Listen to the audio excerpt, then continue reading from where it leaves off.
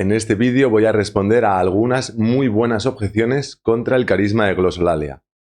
Llevo varios años publicando vídeos acerca de este carisma, entre otros temas, y una persona que ha ido siguiendo estos vídeos recientemente me planteaba algunas muy bien pensadas objeciones. Objeciones que a mí personalmente me obligaban a repensar lo que había dicho hasta ahora y me obligaban a reestudiar los temas y a afinar, a matizar, a explicar mejor. Esta persona, en uno de sus comentarios, casi que me pedía perdón por plantear objeciones.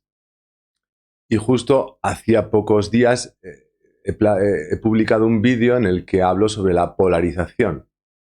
Podría parecer que plantear objeciones es fomentar las divisiones. Y sin embargo, creo que no es así. Creo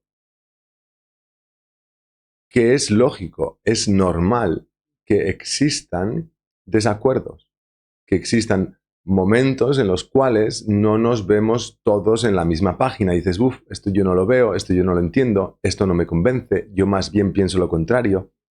Eso en sí mismo no es malo. Lo malo, lo polarizante es cuando de eso hacemos una batalla. Pero cuando a partir de esos desacuerdos abrimos un diálogo, creo que es algo muy, muy positivo. De hecho, voy a traer aquí lo que hacía Santo Tomás de Aquino, y no solo él, sino miles y miles de estudiosos durante varios siglos, cómo presentaban muchas de sus obras, por ejemplo, la Suma de Teología, planteaban cuestiones o temas acerca de los cuales se planteaban preguntas. Esas preguntas constituían los artículos. Lo primero es plantear las posturas contrarias, las objeciones. Solo después la respuesta que el autor quiere dar. Yo a esta pregunta quiero responder de esta manera.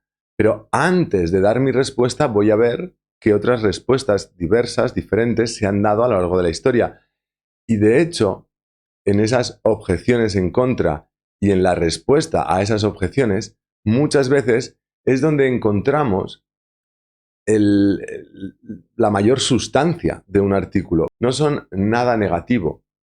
El hecho de que planteemos posturas diversas de las que podemos estar muy convencidos, eso en sí mismo no es nada malo, no es nada destructivo o dañino. Al contrario, es algo que si se plantea bien y se lleva a cabo bien ese estudio de las objeciones, creo que es algo muy positivo porque se entra en un diálogo. ¿Sí? No soy yo solo hablando conmigo mismo, sino que entramos en un diálogo en el que intentamos entendernos cada vez mejor. Creo que eso es algo muy positivo. Como decía antes, estas objeciones a mí me han obligado a pensar más profundamente las explicaciones que he dado hasta ahora. Y me han obligado a tratar de ser más explícito, a poner mejor los matices. Y eso es muy positivo. Yo creo que no hay que tener miedo a plantear nuestras objeciones con respeto, como lo hace esta persona, con seriedad. Vamos a ver cómo presentaba inicialmente estas objeciones. Decía, bueno, yo he cogido varios de sus comentarios a mis vídeos en YouTube, yo he cogido y los he, sin modificar lo que él dice, pero los he recortado, los he reordenado para que cuadren con mi explicación ahora, ¿vale? Decía, antes de nada, declarar que no tengo particular animadversión a los carismas, ni a la posibilidad de la continuidad de los carismas, ni a la glosolalia en particular como parte del don de lenguas. De hecho, vi algunos de tus vídeos hace un tiempo y provisionalmente estuve cercano a aceptar la tesis que defiendes. Bien, es una persona que dice, estoy abierto a plantearme esta cuestión. Eso es maravilloso. Pero una ulterior investigación me lo ha hecho imposible, con el caso de la glosolalia en particular. Una ulterior investigación, o sea, es algo sobre lo que estamos pensando, es algo sobre lo que estamos leyendo, sobre lo que estamos escuchando a otras personas. Es una actitud de verdad encomiable, o sea, maravillosa. Por lo que me gustaría realizarte algunas preguntas. Bienvenido. Es una alegría cuando te encuentras algo así. Cuando no es un simplemente, lo que dices es falso, esto es todo un engaño, no son acusaciones, ni es una actitud ultra positiva, que a mí, de hecho, o sea, me llena de alegría leer comentarios así. O sea, mira, pues me he planteado esto que tú dices, te he escuchado, estoy abierto a aceptarlo, pero encuentro objeciones. Maravilloso, veámoslas. Esto es súper bueno, súper bueno. Las objeciones que va a plantear básicamente son estas que he puesto aquí, ¿no? He hecho como un índice. Primero, que nadie ha interpretado así a lo largo de la historia 1 Corintios 14, que es el texto principal en el que se habla del don de lenguas, de la glosolalia. Lo que encontramos a lo largo de la historia son interpretaciones del don de lenguas solo como xenoglosia, hablar otros idiomas. La tercera objeción es que no hay testimonios de glosolalia a lo largo de la historia hasta que llegaron los protestantes y los carismáticos. La cuarta objeción es que la glosolalia ha sido vista por autores como algo completamente natural, no como un carisma. Y la última objeción será que la glosolalia ha sido visto por algunos autores como algo místico. Por tanto, tampoco, sí sería una gracia, pero no una gracia carismática, sino una gracia gratum faciens. Estas son básicamente las objeciones que quiero responder. Probablemente no me dé tiempo a responderlas todas en este vídeo. Antes de empezar a responder a estas objeciones, quiero aclarar que lo que yo voy a dar es una respuesta. Una respuesta, no es la respuesta definitiva en la que zanjo estas cuestiones y todo el mundo tiene que estar de acuerdo conmigo y si no, no, de hecho estoy abierto a que yo exponiendo mis argumentos puedo ser corregido. Yo quiero mostrar con detalle por qué afirmo lo que afirmo para que si tengo razón tú puedas aceptarlo y decir, ah, mira, por esta razón y esta y esta y esta que ha expuesto Álvaro, ahora lo entiendo y lo acepto. O que si lo que yo estoy diciendo es falso, tú puedas detectar por qué es falso. Ah, mira, es que aquí te has equivocado, Álvaro. Me corriges y yo seré súper feliz de haber sido corregido y estaré muy agradecido. Probablemente la respuesta que yo voy a ir dando genere nuevas preguntas. No estoy pretendiendo cerrar la conversación y ¡pum! Ya está. Esto es todo lo que hay que decir acerca del carisma de glosolalia, sino que pretendo avanzar la conversación. Vale, vamos con la primera de las objeciones. La cuestión es que no hay interpretación de 1 Corintios 14 o pasajes relacionados con el tema de la glosolalia por parte de ningún otro doctor o padre de la Iglesia o teólogo escolástico reputado incluso que afirme la glosolalia como parte del don de lenguas. Y eso es una cosa peligrosa, interpretar la escritura de una forma novedosa respecto a todos los exegetas con autoridad reconocida por la Iglesia.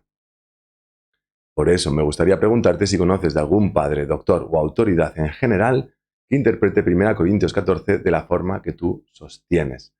Y la respuesta es ni. No y sí, sí y no.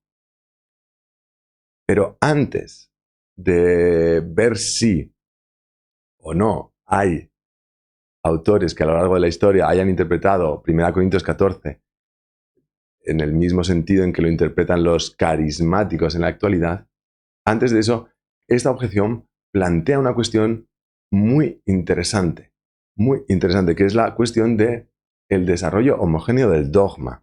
Este va a ser el marco de lo que voy a decir en los próximos minutos, ¿vale? Desarrollo homogéneo del dogma. Lo que está planteando es, mira, tú estás dando una interpretación en el siglo XXI, tú y los carismáticos, los pentecostales, estáis dando una interpretación de 1 Corintios 14 que nadie antes había dado. Supongamos que nadie antes había dado esa interpretación, ¿vale? Luego lo discutiremos con más detalle, pero de momento supongamos que nadie antes ha dado esta interpretación. Entonces, ¿eso sería algo legítimo o no? ¿Podemos o no podemos hacer eso? Vamos a lanzar algunas preguntas. ¿Es correcto interpretar un texto de la Biblia de una manera diferente? ¿Los textos bíblicos tienen una única interpretación? Es decir, cada texto bíblico debe ser interpretado por todos los padres, doctores, el magisterio, todas las autoridades doctrinales de una única manera. ¿Puede un texto tener varias interpretaciones diferentes? Y la respuesta es que sí. Cuando Santo Tomás recopila comentarios a esta frase: sobre esta roca edificaré mi iglesia, trae textos de San Jerónimo, San Juan Crisóstomo y San Agustín. Y resulta que no va a haber una, sino 3 interpretaciones: que la roca es Cristo, que la roca es la confesión de Pedro o que la roca es Pedro. San Jerónimo dirá que la roca es Cristo. Sobre mí, Jesús, edificaré mi iglesia.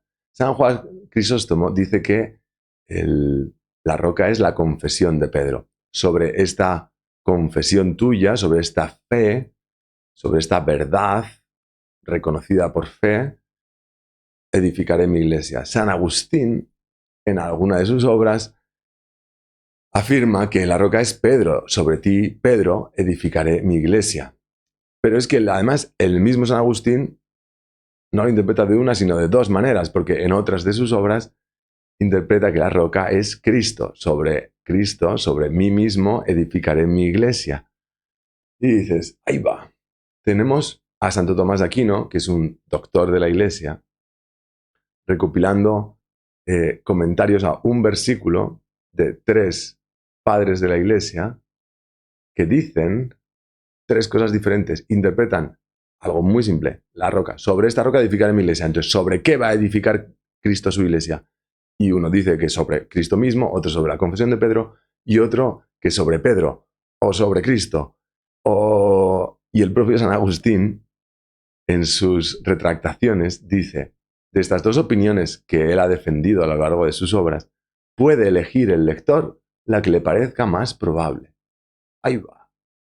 El propio Santo Tomás está citando a San Agustín, que dice que, bueno, que lo que tú veas, que lo que te parezca, que puedes leer este pasaje leyendo que la iglesia se funda sobre Cristo o que la iglesia se funda sobre Pedro, y que le parece bien, que él ha defendido las 2 posturas, que prefiere una, pero que no niega la otra, y no contempla que, bueno, de hecho es que es unos siglos después, alguien pues planteará una interpretación diferente, que la iglesia se funda sobre la confesión, la fe de que Jesús es el Hijo de Dios. Bueno, entonces, ¿son posibles? Esto era para responder a la pregunta de ¿son posibles diferentes interpretaciones de un texto? Resulta que sí. Resulta que sí. Y es que lo vemos: Santo Tomás, San Agustín, San Jerónimo, San Juan Crisóstomo no parecen hacerse mucho problema con que haya varias interpretaciones de un texto. Interpretaciones que tienen su gravedad. De hecho, la interpretación de este texto es uno de los puntos de discusión entre católicos y protestantes. Sería interesante que esto se pudiera zanjar de una manera más sencilla, pero no. Y es interesante también que San Agustín apela al discernimiento del lector. Dices, no, lo que diga San Agustín. Y San Agustín dice, vale, pues lo que digas tú. Sí, curioso. Siguiente. Vemos que es correcto que haya diferentes interpretaciones. No, dentro de algunos casos. Quiero decir, no cualquier interpretación es aceptable. No se puede interpretar que esa piedra sobre la que edificará la iglesia a Cristo, es el rock and roll. Vale, pues no, esa es una interpretación falsa. Pero, descartadas las interpretaciones falsas, nos quedan varias posibles interpretaciones auténticas diferentes. Y ahora la siguiente pregunta es, vale, pero eso de la glosolalia no solo es una interpretación diferente de la que algunos autores dan, es que es una interpretación nueva. ¿Es correcto interpretar un texto de la Biblia de una manera nueva? ¿Cabe la novedad en la interpretación? Y me planteo varios casos. 1, las predicciones, las profecías del Apocalipsis. Esas profecías serán leídas a lo largo de la historia conforme se acerque el final de los tiempos, serán leídas cada vez con mayor claridad y se interpretará de maneras nuevas porque se entenderá a qué se refieren algunas de esas predicciones, algunas de esas profecías. Interpretaciones que eran imposibles hace 5 siglos o hace 1000 años. ¿Sí? Entonces, pensando solo eso, en el Apocalipsis dices, sí, es posible una interpretación nueva que nadie haya dado antes. y no sería nada, digamos, anticatólico, sería lo lógico, que según se acerquen ciertos eventos futuros, seamos capaces de interpretar, de leer el Apocalipsis con mayor claridad y entender a qué se refieren ciertos pasajes que a día de hoy pues quedan como más oscuros. Se me ocurría un segundo caso, que es la devoción al Sagrado Corazón.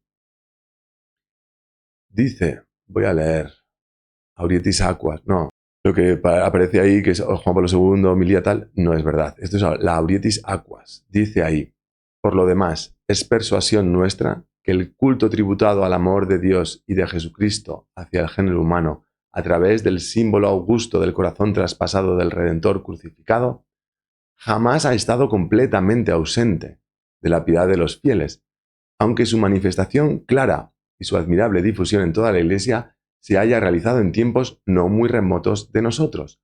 La devoción al corazón de Jesús no es que haya estado absolutamente ausente, pero no se había planteado con la claridad con la que se plantea ahora. ¿Es una novedad el culto al corazón de Jesús? En cierto sentido, sí.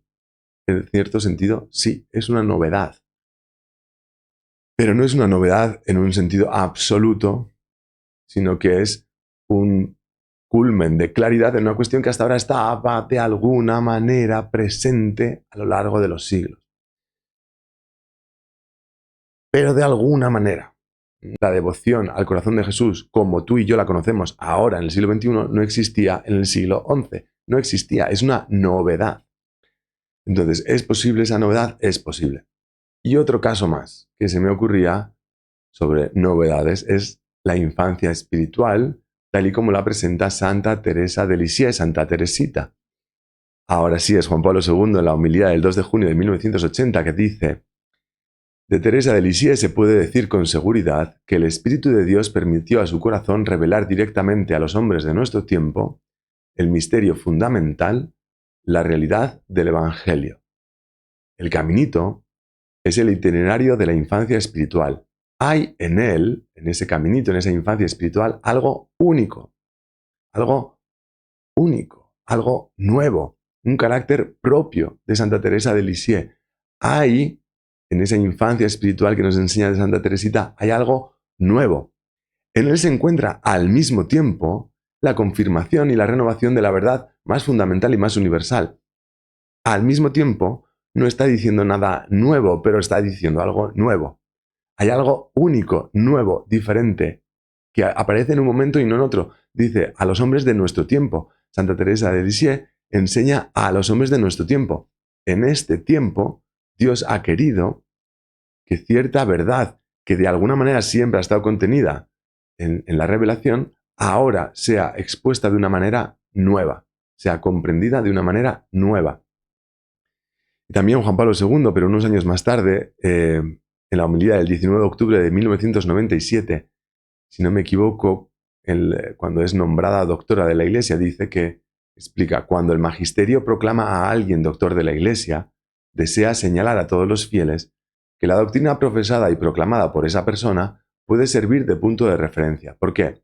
No solo porque es acorde con la verdad revelada, sino también porque aporta nueva luz sobre los misterios de la fe, una comprensión más profunda del misterio de Cristo. Cuando decimos que alguien es un doctor de la Iglesia, no solo decimos que lo que él enseña es conforme a lo ya enseñado, a lo ya recibido. Afirmamos que gracias a esa persona hay una nueva luz, una mejorada comprensión. Entonces, ¿es posible cierta novedad? Sí, es posible cierta novedad. Y esto, bueno, ya lo veremos. No es, pero dices, es que Juan Pablo II, eso es muy moderno. Luego citaremos al último papa tradicional. Pero vamos a irnos mucho antes. San Vicente de Lerins ya enseñaba acerca de estas cuestiones. ¿Qué nos dice San Vicente en su conmonitorio? Hay que guardar el depósito. ¿Y qué es el depósito? Es aquello que se te ha confiado, no lo que tú has descubierto. Es lo que se te ha dado, lo que recibiste, no lo que tú pensaste. lo que es propio de la doctrina, no del ingenio, no es algo que tú hayas creado, no es algo que tú hayas elucubrado. Lo que procede de la tradición pública, no de la rapiña privada. Algo que ha llegado hasta ti, pero tú no has producido. Algo de lo que no eres autor, sino solamente custodio. No eres el fundador, sino un mero seguidor. No eres conductor, sino conducido. Guarda el depósito, dice el apóstol. Conserva inviolado y sin mancha el talento de la fe católica. Lo que se te ha confiado en ti permanezca y por ti sea transmitido. Oro has recibido. Entrega oro. No quiero que me sustituyas una cosa por otra. No quiero que desvergonzada y fraudulentamente pongas plomo o bronce en vez de oro. No quiero apariencia de oro, sino oro puro. Parece bastante claro, según San Vicente de Lins, que por tanto no debe haber ninguna novedad. Tú has recibido, tú entregas a la siguiente generación. Punto pelota. No tocar. Pero él mismo se plantea un poco más adelante, se objetará, ¿no se dará, según eso, progreso alguno de la religión en la Iglesia de Cristo? Dese ese progreso, enhorabuena, y que sea grande, que haya grande progreso. ¿Quién habrá tan mezquino para con los hombres y tan aborrecible a Dios que trate de impedirlo? Pero tal sea ese desarrollo, que sea verdadero progreso en la fe, no una alteración de la misma. Entonces, San Vicente de Lerins defiende, fuerte. Oro ha recibido, entrega oro. Ahora, ¿eso significa que no puede haber ningún progreso o desarrollo en la religión, en la Iglesia de Cristo? Sí, que se dé, debe darse. Oh Timoteo, oh sacerdote, oh intérprete, oh doctor, si el divino oficio te ha hecho idóneo en el ingenio, en la experiencia, en la ciencia, sé el Besleel del tabernáculo espiritual. Besleel esculpió el tabernáculo siguiendo las instrucciones de Moisés. Pues esculpe tú este tabernáculo espiritual, esculpe las piedras preciosas del dogma divino. O sea que las piedras del dogma divino pueden ser perfiladas. Ajustalas fielmente, ajustalas. Hay que componerlas. Adórnalas sabiamente. Se pueden adornar con sabiduría. Aumenta su esplendor, su gracia y su hermosura. O sea que el dogma divino puede crecer en esplendor, en gracia, en hermosura, cuando tú explicas que se entienda con más claridad lo que antes confusamente se creía. O sea que es posible que haya verdades que se hayan creído confusamente a lo largo de los siglos y que solo a partir de un momento determinado de la historia se entienden con más claridad. Cuando tú expliques que se entienda con más claridad, podría haber menos claridad antes y más claridad ahora. Lo que antes confusamente se creía, antes podía haber cierta fe confusa y ahora una fe clara. Que la posteridad se alegre por tu causa al comprender mejor lo que antes veneraba por su belleza, no por su comprensión. Se podía venerar, podía aceptar la revelación, pero sin comprenderla. O sea, puede haber un crecimiento, puede haber un crecimiento. Y esto lo vemos, no es que San Vicente de Lerins se esté aquí inventando algo. Lo vemos en la Sagrada Escritura, lo vemos en la vida de la Iglesia relatada en los Hechos de los Apóstoles. Los apóstoles, los hermanos de Judea, se enteraron de que también los gentiles habían recibido la palabra de Dios.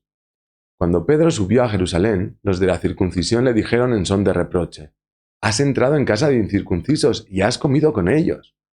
Pedro entonces comenzó a exponerles los hechos por su orden. No está claro que lo que Pedro ha hecho estaba bien. No está claro que eso sea conforme a la verdad y al bien que Dios nos ha enseñado y quiere que realicemos.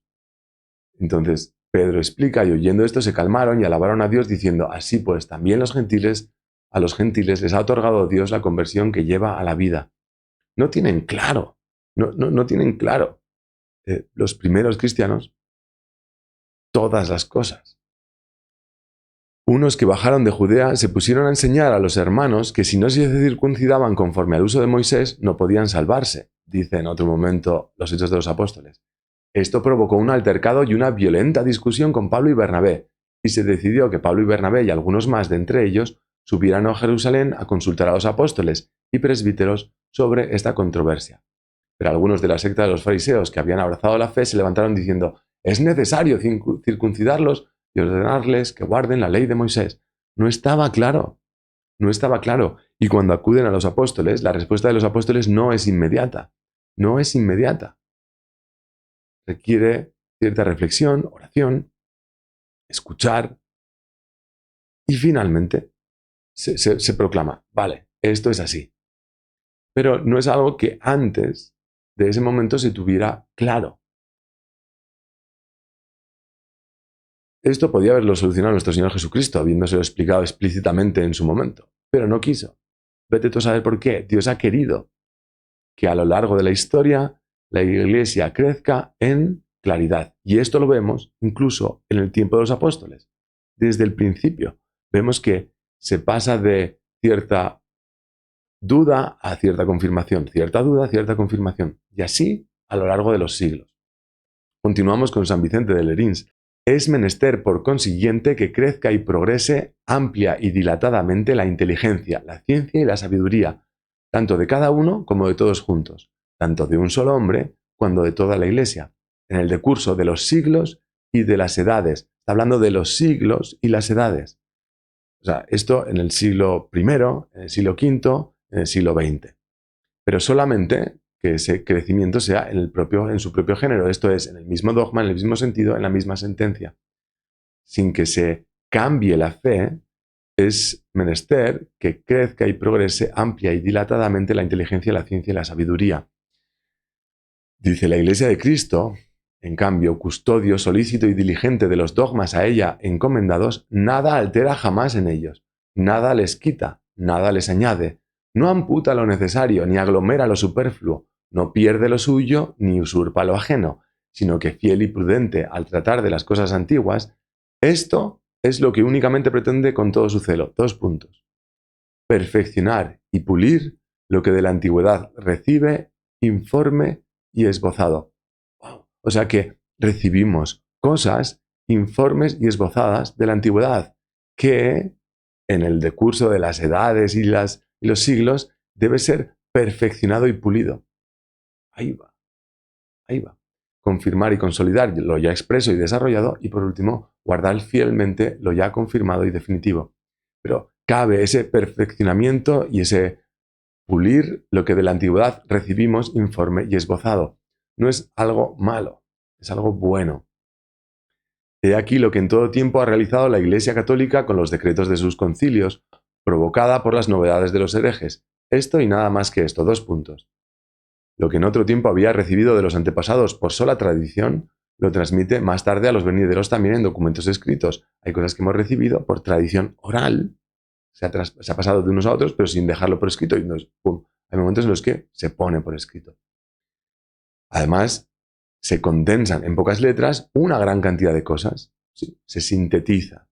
Se logra como cierta unidad en la comprensión de la revelación. Y a veces, para mayor claridad de percepción, sellando con la propiedad de un nuevo vocablo el sentido no nuevo de la fe. Cabe usar nuevas palabras. Es que los padres, los medievales, no hablan de glosolalia. Es que ese término, y esto es una objeción que he recibido varias veces, ese término fue inventado por tal persona en tal año, y además esa persona no era una persona católica. Vale, no hay ningún problema con usar un vocablo nuevo, siempre y cuando no se esté transformando, cambiando el dogma. Ya está. Se pueden utilizar palabras nuevas. No es una objeción, perdón, contra la glosolalia, pero que no es el tema. Vamos, sobre esta cuestión del desarrollo homogéneo del dogma, si podemos o no encontrar cierta novedad en el decurso de los siglos. Vamos con el último papa tradicional, Pío XII, en la Mystici Corporis Christi, dice: no ignoramos ciertamente que para la inteligencia y explicación de esta recóndita doctrina, en concreto aquí está hablando de la doctrina de la inhabitación del Espíritu Santo, pero lo que va a decir se puede entender de toda doctrina. Dice: para la inteligencia y explicación de esta doctrina se interponen muchos velos. O sea, la doctrina puede estar velada. en los que la misma doctrina queda como envuelta por cierta oscuridad.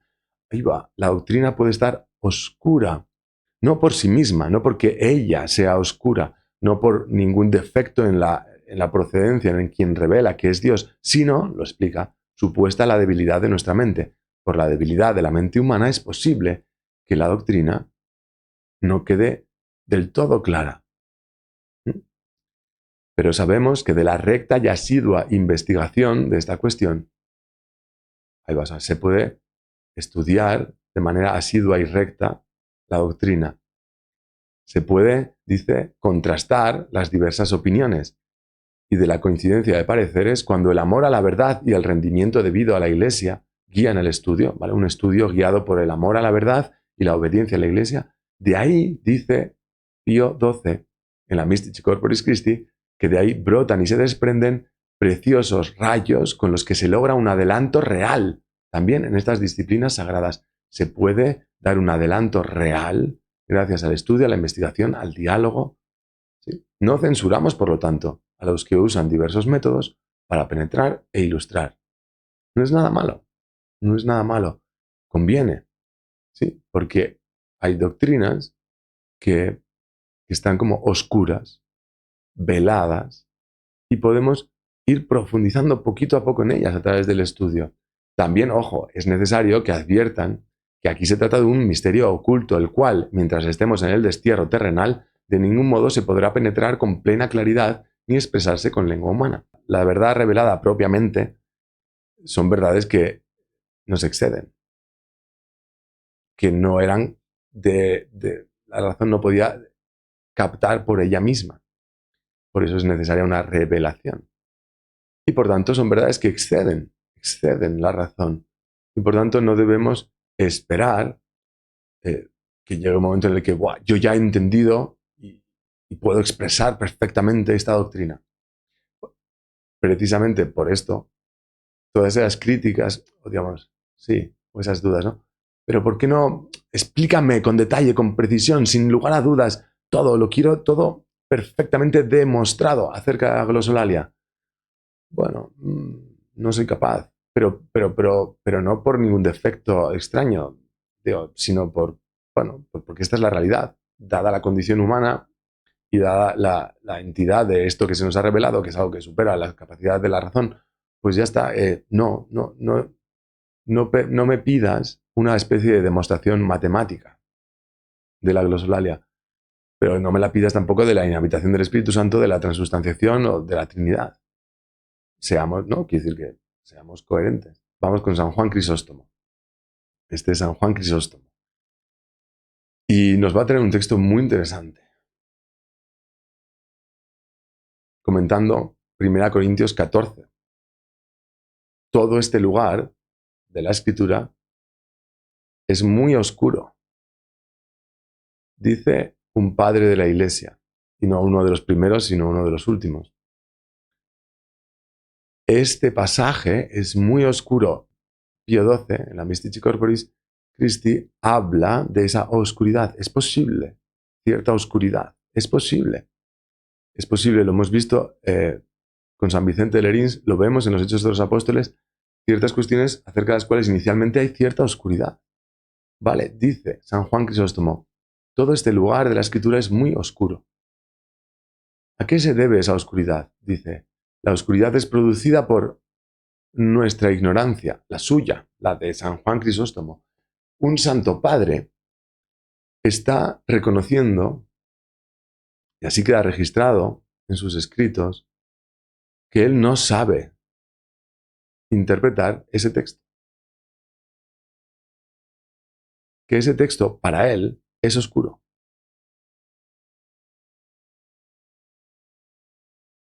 ¿Podría ser que en algún momento futuro de la historia, después de muerto San Juan Crisóstomo, la Iglesia reciba más luz acerca de ese texto? ¿Es posible? Sí. ¿Es algo contradictorio? No. ¿Es algo malo? No. ¿Es algo bueno? Sí. ¿Es algo deseable? Sí. San Juan Crisóstomo reconoce, este texto es para mí oscuro. ¿Por qué? Por mi ignorancia. Lo dice en plural, pero vamos, que ese plural le incluye a él. Dice, yo, San Juan Crisóstomo, ignoro, ¿sí? Tengo ignorancia me falta conocimiento de los hechos mencionados. No entiendo de qué está hablando. No sé de qué está hablando. Yo no sé qué cosa de la realidad que yo percibo tiene que ver con ese texto de San Pablo. No lo sé. Y entonces piensa, pues es que esto ya ha cesado, es que no se da ya esto. Esto de lo que habla San Pablo no se ha dado. Ahora no quiero entrar en el no se da, ¿no? Lo de su cesación. Quiero quedarme con la primera parte. Ese texto reconoce un santo padre. Este texto es oscuro para él. Y se entiende que para él y los anteriores. Porque si no, él habría encontrado en los anteriores luz para comprender este texto. Pero dice, no, este texto es oscuro, no lo entiendo. Está diciendo, no lo entiendo. Eh, no sé, soy ignorante respecto de qué está diciendo. Entonces, hablando del desarrollo homogéneo del dogma, hablando de si ha habido interpretaciones de 1 Corintios a lo largo de la historia que encajen con las interpretaciones que dan ahora los carismáticos, puede que no. Aunque sea que sí, ya veremos, pero supongo que no. ¿Y qué? ¿Y qué? ¿Acaso no puede eso que primero se plantea en la historia como algo oscuro y acerca de lo cual somos ignorantes, no puede el Espíritu Santo querer que en siglos, ¿no?, posteriores la iglesia sea iluminada y eso que era oscuro llegue a ser claro? Sí, puede pasar y es bueno, maravilloso, es algo que celebrar. Este es el cardenal Müller. Puede estar en duda su prudencia a la hora de gestionar la economía, pero no está en duda, creo, pues que es una persona tradicional, de doctrina tradicional. Estando él a la cabeza de la Congregación para la Doctrina de la Fe, así se llamaba entonces, la congregación publicó una carta que se llama Juvenescit Ecclesia. Y en esa carta se habla precisamente de que ha habido un desarrollo homogéneo del dogma, en concreto en estos temas que tienen que ver con los carismas. Dice, gracias a la vida misma de la Iglesia, a las numerosas intervenciones del magisterio y la investigación teológica, por un lado, la vida, la práctica, luego las intervenciones del magisterio y la investigación, todo esto ha hecho que ha crecido felizmente la conciencia de la acción multiforme del Espíritu Santo en la Iglesia. O sea que hoy podemos afirmar que entendemos, globalmente hablando, mejor la acción multiforme del Espíritu Santo en la Iglesia. Y se ha suscitado así una especial atención a los dones carismáticos, de los cuales en todo momento el pueblo de Dios se ha enriquecido en el desempeño de su misión. No es que los dones carismáticos no hayan existido antes y ahora sí, lo que ocurre es que ahora se ha suscitado una especial atención que antes no se daba. Entonces, este documento, esta carta, lo que viene a decir es, no solo es posible, que es lo que hemos dejado antes claro, es posible que haya un desarrollo homogéneo del dogma, sí. Es posible que acerca de estas cuestiones antes de los carismas, y en concreto la glosolalia, antes hubiera oscuridad, sí. Y lo que dice esta carta, es posible que ahora estemos justo en un momento de la historia en el que el Espíritu Santo está regalando a la Iglesia una mayor claridad acerca de estas cuestiones. Pues este documento de la Congregación para la Doctrina de la Fe dice que sí. El surgir de los diferentes carismas nunca ha faltado en el transcurso de la historia secular eclesiástica. Sin embargo, solo recientemente se ha desarrollado una reflexión sistemática sobre ellos. Es posible que hasta ahora no haya existido una reflexión sistemática acerca de los carismas y por tanto solo ahora está habiendo un crecimiento, porque Dios así lo quiere, en la comprensión de estas verdades. No es nada, aun en el caso de que nadie hubiese interpretado antes esto de esta manera con claridad, no hay ningún problema. Como católico no hay ningún problema. Volvemos a San Vicente de Lerín. Se objetará, ¿no se dará, según esto, progreso alguno de la religión en la Iglesia de Cristo? Ese progreso, que se dé, enhorabuena, y grande, que sea grande ese progreso. ¿Quién habrá tan mezquino para con los hombres y tan aborrecible a Dios que trate de impedirlo? Pero tal desarrollo, tal progreso, que sea verdadero progreso de la fe, no una alteración de la misma, que sea un desarrollo homogéneo del dogma. En este sentido, un espacio significativo para la doctrina sobre los carismas, decía la Congregación para la Doctrina de la Fe, o sea que ha habido ha ocurrido algo especial sobre la doctrina acerca de los carismas. ¿Y dónde lo encontramos? Precisamente en el Magisterio de Pío XII en Mystici Corporis, que hemos leído antes un fragmento. Mientras que un paso decisivo en la correcta comprensión de la relación entre los diversos dones jerárquicos y carismáticos se realiza con las enseñanzas del Concilio Vaticano II. O sea que esta carta señala momentos concretos de la historia reciente en los que ha habido un progreso en la comprensión de los carismas. Vaya. Entonces, no es algo malo, no es algo negativo, no es algo horrible. Es algo que puede ocurrir. Queda no, con esto todavía no estamos demostrando que la glosolalia sea lo que yo digo que es, ni nada por el estilo. Solo eso es. La respuesta a esta objeción. Si no encontramos antes de los carismáticos una explicación similar a la que ellos dan ahora, entonces su explicación es falsa. Pues no, no tiene por qué. Puede ser un desarrollo homogéneo del dogma. Puede ser que ahora Dios haya querido que se vea con mayor claridad algo que antes era oscuro, algo acerca de lo cual antes había ignorancia. Lo reconoce un santo padre, San Juan Crisóstomo. Acerca de esta cuestión yo lo que tengo es, dice San Juan Crisóstomo, ignorancia. Esto es lo que tengo, no sé de lo que está hablando.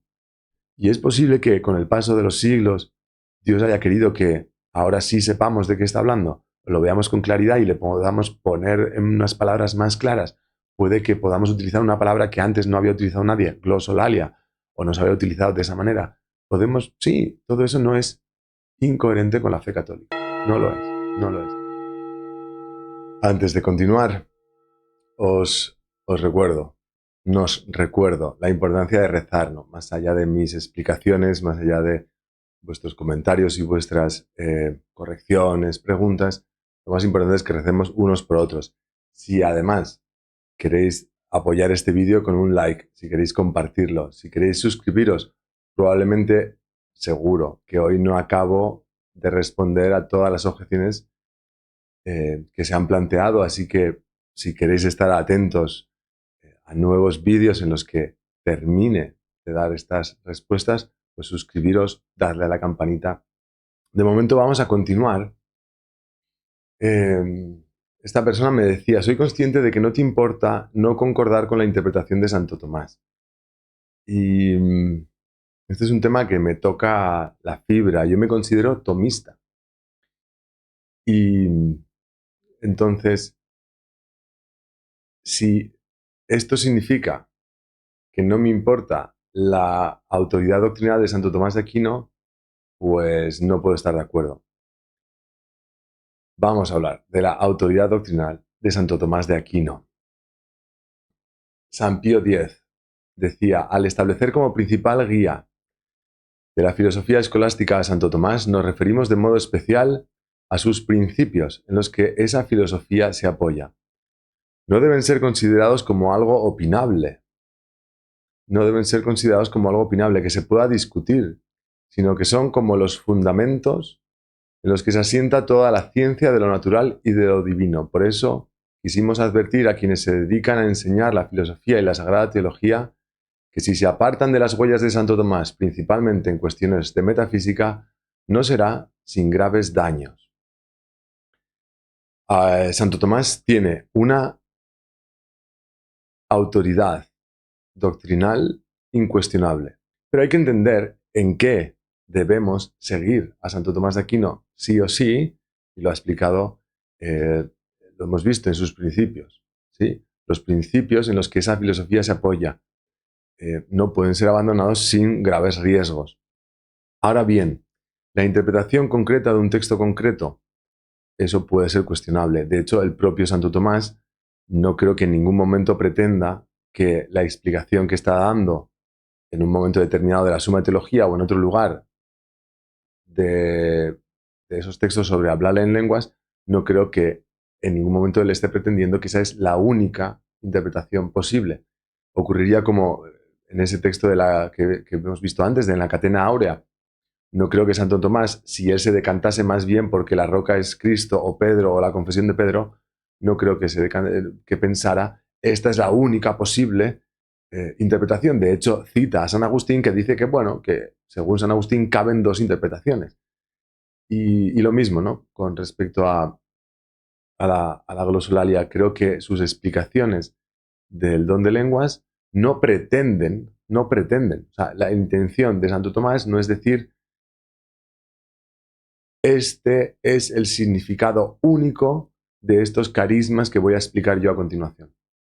Lo vimos en la introducción a la Suma de Teología Bilingüe publicada en la BAC, y lo vimos con el profesor don Eduardo Vadillo, que no es dudoso de quizá no sea muy tomista, no, sino que, digamos, con total respeto a la autoridad doctrinal de Santo Tomás de Aquino, podemos diferir en diversos puntos. Ahora bien, como bien sabrá, Santo Tomás de Aquino en su comentario a 1 Corintios 14, además de lo que Santo Tomás habla en la Suma Teología y en otros lugares acerca de este pasaje, tiene un comentario a la primera carta de los Corintios. Y dice, afirma la unicidad del don de lenguas en la xenoglosia, como afirma que el don de lengua sería solo la xenoglosia, ¿sí? Dice que el hablar en lengua es simplemente hablar en un idioma extranjero, pone de ejemplo el alemán y el francés, sin que exista intérprete. Entonces, vamos con esta cuestión del comentario de Santo Tomás de Aquino a 1 Corintios 14. Conozco este comentario y no lo había usado hasta ahora. Fui a buscarlo en su día, cuando supe que existía este comentario, fui a buscarlo al Corpus Thomisticum. El Corpus Thomisticum es una página en internet en la que pues, es un recurso maravilloso para todo el que quiera estudiar a Santo Tomás de Aquino. Aquí están las obras completas y con una posibilidad de búsquedas muy afinadas. Es una herramienta maravillosa. Ahí aparece don Enrique Alarcón, es básicamente el responsable de la existencia de este buscador, de esta página, que ha ido creciendo con el paso de los años. Fue profesor mío y le tengo muchísimo cariño. Recuerdo que a mí me frustraba un poco el hecho de que dedicase tantas energías a esto del Corpus Thomisticum, ¿no? Yo decía, pero porque a mí me hizo mucho bien como profesor. Entonces yo decía, bueno, dedíquese más. No, yo no se lo decía así, pero yo siempre deseaba que él se dedicara más a la parte docente y académica, a la difusión del tomismo. Pero él, durante aquellos años en los que yo coincidí con él, pues estaba muy, muy volcado en la creación y el desarrollo de esta herramienta. Luego, con el tiempo, pues veo que realmente era un esfuerzo muy, muy, muy, muy, muy valioso.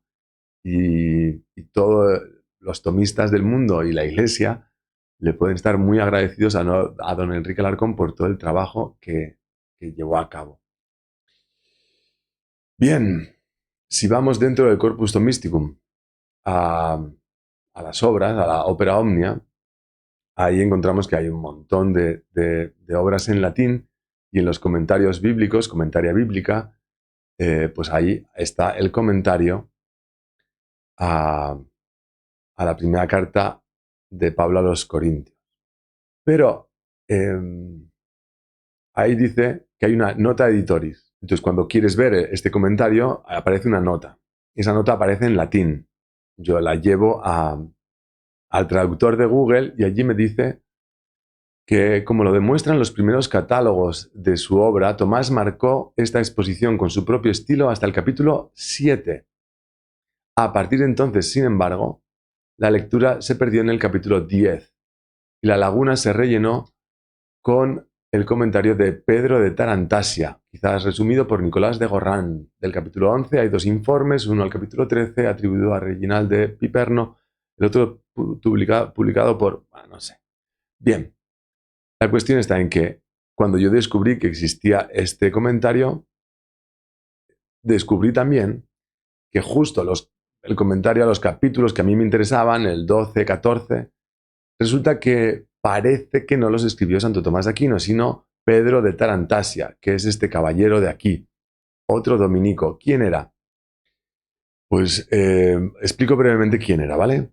Participó en el capítulo general de la Orden Dominicana de Valenciennes bajo el liderazgo del maestro general Humberto de Romans, junto con Alberto Magno y Tomás de Aquino. Es coetáneo de Alberto Magno, Tomás de Aquino, y parece que amigo.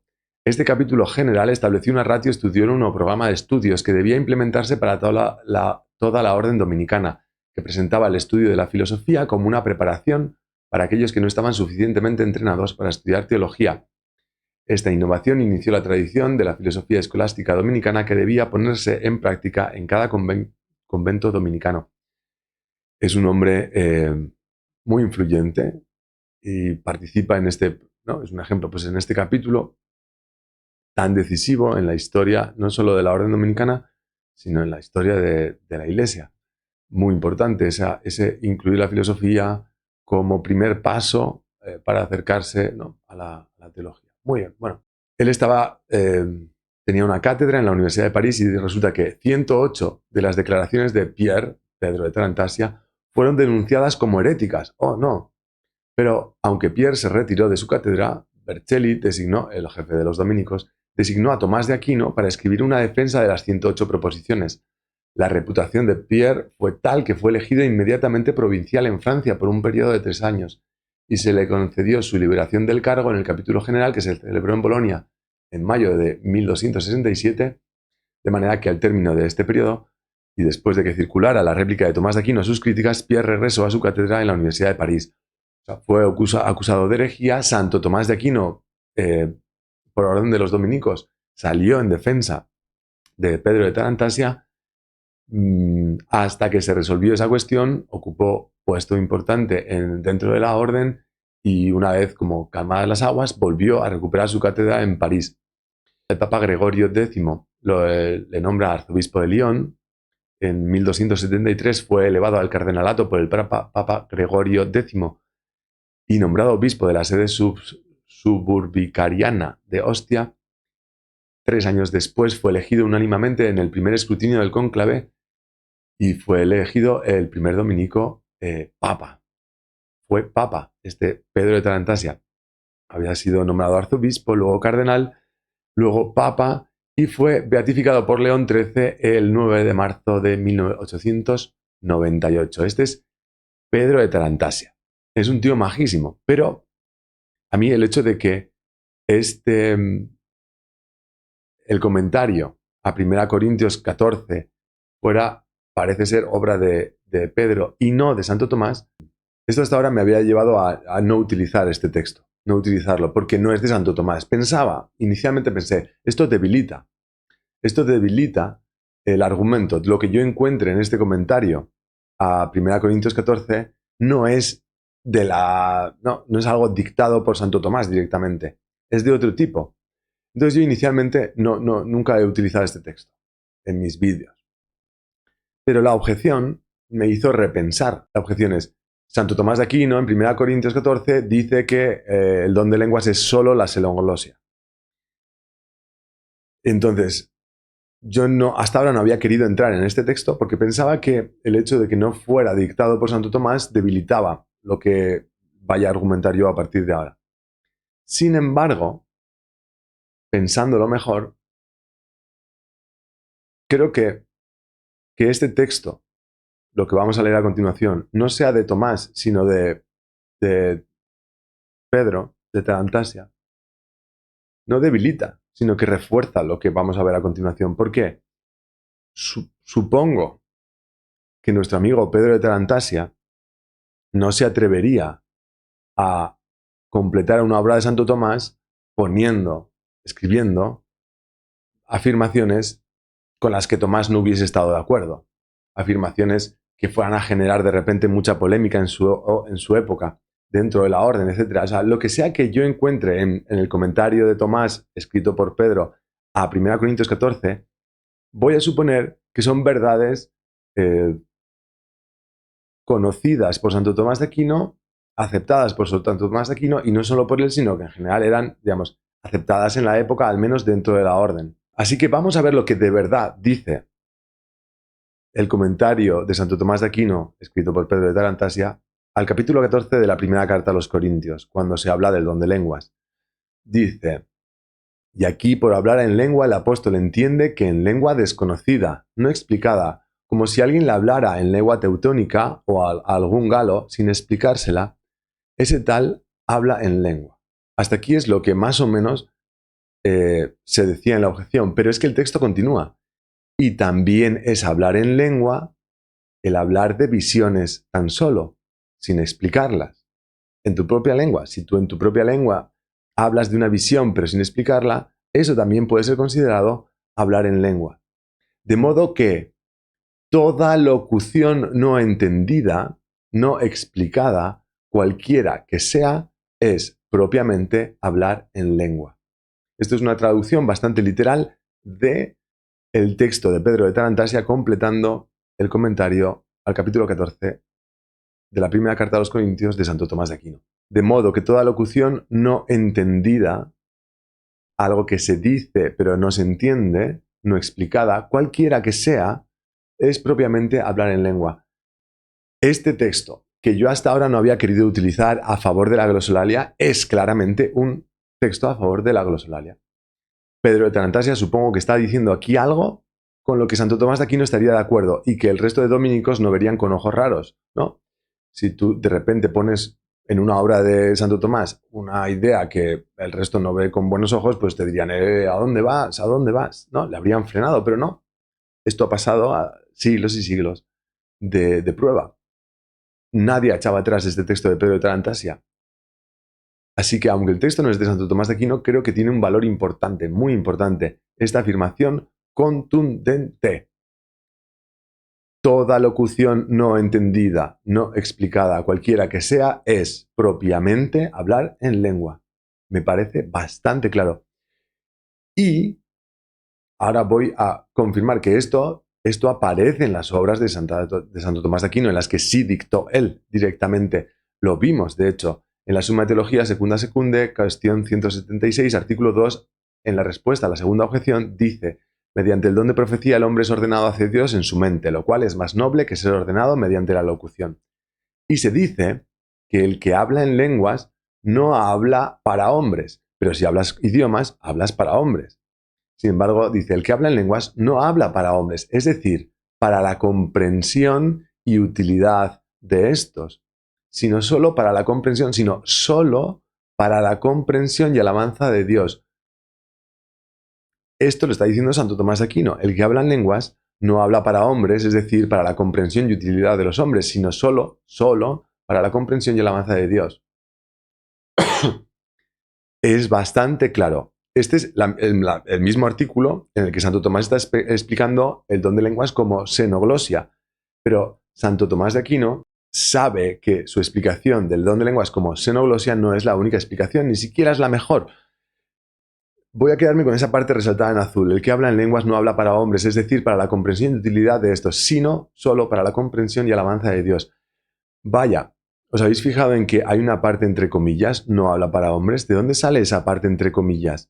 Esa parte entre comillas la está citando Santo Tomás de Aquino de 1 Corintios 14, versículo 2. El que habla en lenguas no habla para hombres, sino para Dios, pues nadie entiende. Santo Tomás de Aquino sabe que San Pablo está hablando en 1 Corintios capítulo 14, versículo 2, de un don, un carisma por el cual no se habla a hombres, no se habla para comprensión y utilidad de los hombres, sino solo para la comprensión y alabanza de Dios. Me parece bastante clara cuál es la opinión de Santo Tomás acerca de esta cuestión. Si bien él siempre explica el don de lenguas como xenoglosia en sus explicaciones, está claramente teniendo en cuenta que existe otra explicación más amplia, diferente, de 1 Corintios capítulo 14. Y eso es lo que también sabía Pedro de Tarantasia y por eso lo escribió. Es locución, o sea, toda locución no entendida es propiamente hablar en lenguas. Y propiamente hablar en lenguas es eso, precisamente, es hablar de manera que no se entiende, de manera que no se entiende. Porque no es hablar para hombres, es hablar para Dios. Lo sabe Santo Tomás, lo sabe Pedro de Tarantasia y ahora lo sabemos todos. Eso es, uno, no me da igual estar o no de acuerdo con Santo Tomás de Aquino, me importa mucho estar de acuerdo con Santo Tomás de Aquino y creo que precisamente estoy de acuerdo con Santo Tomás de Aquino, precisamente por lo que dice en el comentario a la carta a los Corintios, capítulo 14. Creo que ahí, como quien no quiere la cosa, es cierto, la mayor parte del tiempo parece que solo está hablando de la xenoglosia y de repente, como quien no quiere la cosa, ¡pum! En ese comentario a 1 Corintios 14 se deja aquí de repente la puerta abierta, pero es una puerta que ya había dejado abierta Santo Tomás de Aquino en la Summa de Teología en la respuesta a esa objeción. Y es que, ¿por qué? ¿Por qué dejan esa puerta abierta? Pues porque conocen 1 Corintios capítulo 14 y ahí en el versículo 2 en concreto está bastante claro qué es el hablar en lenguas. Y tiene más que ver con la glosolalia que con la xenoglosia. Claramente. Como bien dices en otro vídeo tuyo, es de esperar que la glosolalia, al ser el menor de los carismas, he subrayado lo del menor porque no se dice exactamente que sea el menor, es menor que la profecía. Pero no se dice estrictamente hablando que sea el menor de todos los carismas. Pero bueno, es verdad que es de los menos perfectos, ¿sí? Y por tanto, es de esperar que sea de los más frecuentes. Lo menos perfecto es más frecuente que lo más perfecto. Por lo tanto, sería de esperar algo de evidencia del fenómeno a lo largo de la historia. Y que de ser así, los teólogos, incluidos Santo Tomás, supieran de tal fenómeno e incluso sería muy esperable que muchos de ellos tuvieran tal carisma y hubieran interpretado de tal forma 1 Corintios 14 en vez de simplemente ni mencionar la posibilidad de otra manera de entender el don de lenguas. Ya he dicho que sí que se menciona en el comentario al capítulo 14 de la primera carta de los Corintios, aunque parece que lo redactó Pedro de Tarantasia, aparece esta posibilidad en la respuesta, ¿no?, que acabamos de ver, creo que era cuestión 176, artículo 2, respuesta a la segunda objeción de la segunda secunde. Entonces, sí aparece la posibilidad, pero, venga, dices, la objeción aquí ahora es, más bien es, no hay evidencia del fenómeno a lo largo de la historia, ¿vale? Esa es la objeción. Si este es un carisma del cual se espera que sea muy frecuente, deberíamos encontrar muchos testimonios. Voy a decir 3 cosas. Número 1, contrarretraentes. En otro vídeo cité a Santo Tomás de Aquino en una obra en la que está defendiendo las órdenes mendicantes contra sus críticos y una de las defensas es esa. Aunque esto no se hubiese dado nunca antes, ¿quiénes somos nosotros para decirle a Dios lo que puede hacer o no en un determinado momento de la historia? Es decir, aunque el don de lenguas, glosolalia, tal y como yo lo entiendo, aunque esto no se hubiese dado nunca hasta hoy exactamente hoy es de repente, pum, por primera vez aparece este carisma en el planeta Tierra, ese hecho no diría nada en contra de la autenticidad de este carisma. O sea, por un lado, ¿no? Eso por un lado. Por otro lado, este carisma ha podido ser muy frecuente y sin embargo no haberse dado a conocer. Tengo un vídeo que, si no recuerdo mal, se llama así, Solo en la renovación, en el que trato esta cuestión. ¿Por qué parece que solo se dan ciertos carismas en los grupos de la renovación carismática? Y explico por qué. Pueden estar dándose. El Señor puede estar derramando estos carismas a lo largo de toda la historia y en muchísimos lugares, ambientes diferentes, pero resulta que solo en los grupos de renovación carismática esto se da a conocer. Lo vimos también con San Agustín cuando hablaba de los milagros y por qué algunas personas callan los milagros y no hablan de ellos y por qué estos milagros no se dan tanto a conocer. O sea, hay una explicación. O sea, podría ocurrir que el don de glosolalia, el carisma de glosolalia, haya sido súper frecuente a lo largo de los siglos y sin embargo no haya, podría no haber ningún testimonio, ninguno. Y sin embargo voy a ver alguno.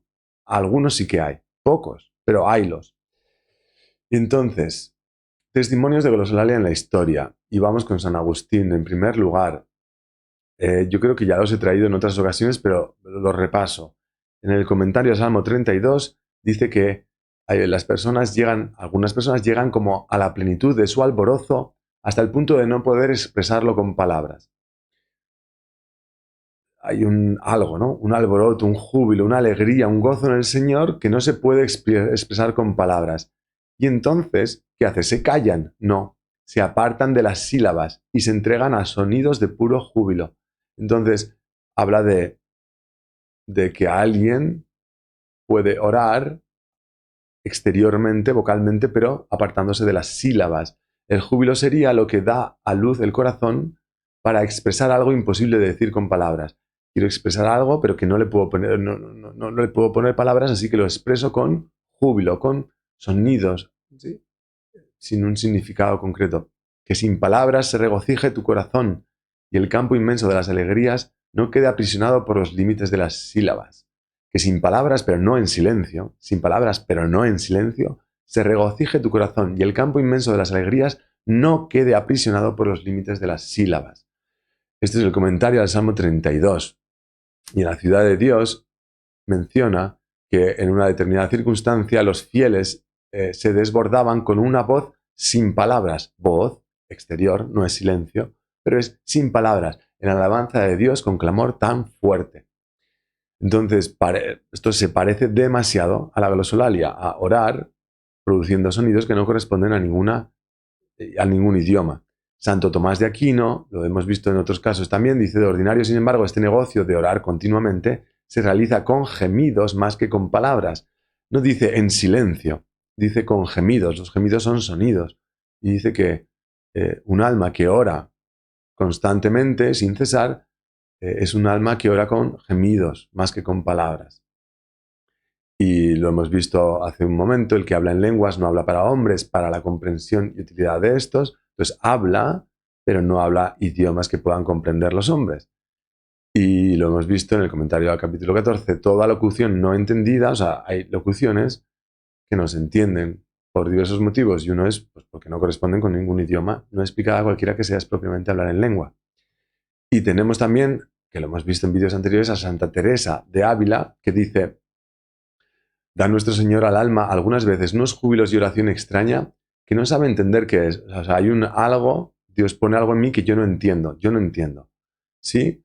Pero lo quiero expresar. Parece esto algarabía. Es un gozo tan excesivo del alma que no querría gozarle a solas, sino decirlo a todos. Es algo que Dios está poniendo en mí, algo que no soy capaz de entender, pero que quiero expresar, y entonces se traduce en algarabía, en jaleo. ¿Sí? Es harto, estando con este gran ímpetu de alegría, que calle y pueda disimular y no poco penoso. Entonces, es algo que yo no entiendo, pero quiero expresar y no puedo callarlo. Esto debía sentir San Francisco, que andaba por el campo dando voces. Insisto, no es silencio, son voces, pero voces que no corresponden con nada que yo entienda con ningún idioma. Esto es lo que hacía Fray Pedro de Alcántara, que hacía esto mismo, y él le tenían por loco los que alguna vez le oyeron. Le oían y decían: está loco. En el mundo se usa tampoco este pregón, que no es mucho que le murmuren. O sea, no sé si lo veis, es un pregón, o sea, es sonidos. Le oyeron, son sonidos. Dando voces, son sonidos. No se puede callar, son sonidos. Hay que decirlo, son sonidos, ¿no? Sí. Vale. Pero dice: tan olvidada de sí, de todas las cosas está el alma, que no advierte ni acierta a hablar. O sea, no puede hablar. ¿Qué significa? Porque sí que dice que es un pregón, que se oye, que son sonidos, que son voces. Entonces, no es hablar en el sentido de no es hablar idiomas. ¿Sí? No es, lo ha explicado al principio, porque no es algo que yo entienda y pueda exponer en palabras de un idioma. ¿Sí? Entonces, San Agustín, Santo Tomás y Santa Teresa parece que nos están dando testimonio de que esto ha ocurrido a lo largo de la historia. A lo largo de la historia ha habido cristianos que han expresado oración con sonidos, pero que no correspondían con ningún idioma. Parece que esto no le extraña a Santa Teresa, ni le extraña a Santo Tomás, ni le extraña a San Agustín. Y quizá haya más. Santa Teresa nos habla de San Francisco y de San Pedro de Alcántara, pero también se habla de Santo Domingo. Se dice que oraba con mugidos en alguna ocasión. Y también, explicando una de sus curaciones, se dice que habló, pero nadie entendió lo que dijo. Y se intenta dar una explicación. Bueno, quizás es porque estábamos muy distraídos, o quizás es que estaba orando en lenguas y por eso nadie entendía lo que estaba diciendo Santo Domingo. No lo sé. Quizás sí, quizá no, pero puede que haya más casos a lo largo de la historia, pero que no han quedado por escrito porque no se ha querido, no se ha entendido, no se ha... Ya está. Pero eso, la inexistencia de más testimonios no significa que no haya ocurrido más veces. De hecho, me pongo ahí en la chuleta, el padre Betancourt dice que él empezó a orar en lenguas antes de que nadie le hablara a él de qué era esto de la glosolalia. Él no conocía todavía los grupos carismáticos, él no había entrado en contacto con todo esto, y sin embargo él descubre esto como en privado y lo ejerce a lo largo de su vida, pero en secreto, hasta que descubre la renovación carismática. Entonces, y vimos otro vídeo, en un vídeo que hice sobre un exorcista hablando de la glosolalia, ahí incluí un clip de un sacerdote explicando lo mismo que le ocurrió al padre Betancourt. Estoy un día rezando, antes de ordenarme, y resulta que empiezo a hablar en lenguas, pero yo no sé qué es eso, nadie me ha hablado nunca jamás de esto, y entonces, ¿qué hago? Lo guardo en secreto para mi oración privada. Entonces, pues podría haber millones de cristianos rezando en lenguas en privado y que nadie lo supiera nunca jamás. Ya está, no pasa nada. O sea, entonces, pero es que además sí que hay testimonios, sí que hay. O sea, quiero decir, al menos eso, Santo Tomás, San Agustín y Santa Teresa, que me parece que son tres bastante grandes. Continuaba diciendo en la objeción, las objeciones con el texto de Santa Teresa se refiere, no se puede afirmar que esos gemidos y júbilos de los que habla Santa Teresa impliquen la emisión concatenada de sonidos ininteligibles que se observa en los supuestos casos actuales de glosolalia. Creo que si se vuelve a leer un momento los textos que hemos citado de Santa Teresa de Ávila, sí que está hablando de la emisión de sonidos ininteligibles. No sé dónde está la objeción, o sea, no sé por qué no se entiende, o sea, no sé dónde está el problema, sinceramente. O sea, me parece bastante claro que lo que está describiendo Santa Teresa de Ávila es idéntico a lo que yo estoy diciendo que sería exteriormente el carisma de glosolalia. Exactamente lo mismo. ¿Sí? Parece que sí existe evidencia, entonces no existiría evidencia del don de lenguas, carisma de glosolalia a lo largo de la historia. Yo digo que sí que existen ciertas evidencias, y si no existen más, creo que se entiende por qué no. Vale, de lo que sí existe evidencia, dice, es de que el origen de la popularización del fenómeno de la glosolalia en tiempos modernos se debe a una reinterpretación que hicieron sectas pentecostales tras su fracaso en tratar de demostrar que poseían el carisma de la xenoglosia. Más allá de en qué momento de la historia esto empieza a popularizarse, por qué, quién, cómo, dónde, creo que, o sea, quiero decir, vale, lo voy a decir, creo que es una falacia. Es una falacia, no malintencionada, pero es una falacia. Pronto, bueno, el Señor dice, vuelvo pronto y ya veis, 2000 años. Yo digo, pronto haré un vídeo y pueden pasar meses. No es tanto. Bueno, hablaré de la falacia del origen protestante de la renovación carismática. Dicho muy rápido, da igual quién popularizó esto, da igual quién, en qué momento, en qué época, qué tipo de persona, qué grado de moralidad vivía esa persona. Es absolutamente irrelevante. Lo digo abajo, es irrelevante de cara a determinar la autenticidad de un carisma. O sea, es absolutamente irrelevante de cara a determinar la autenticidad o no del carisma de glosolalia. Que si esto se popularizó por unos protestantes que además daban una explicación súper rara, que además pensaban que era otra cosa, que da igual. Quiero decir, el por qué se ha popularizado y ha empezado a tratarse como algo, digamos, ¿no?, de lo que se habla, eh, da igual cómo empezó. Antes, entre medias ahí digo, no. Antes el argumento era, no, es que no parece que haya personas que la han tenido, pero los que parece que lo tienen ahora son esto. Pero, ¿qué más da? Eso quiere decir, la autenticidad de un carisma no depende de quién lo ha tenido, ni de quién no lo ha tenido, ni de cuándo, ni de a partir de qué momento. Todo eso no son elementos que, que impliquen necesariamente autenticidad o inautenticidad de un carisma. Vamos a parar aquí. ¿O no? No, voy a alargar un momento más todavía, madre mía. Voy a alargar aquí porque luego queda como un bloque más uniforme. ¿Vale? Una pequeña objeción.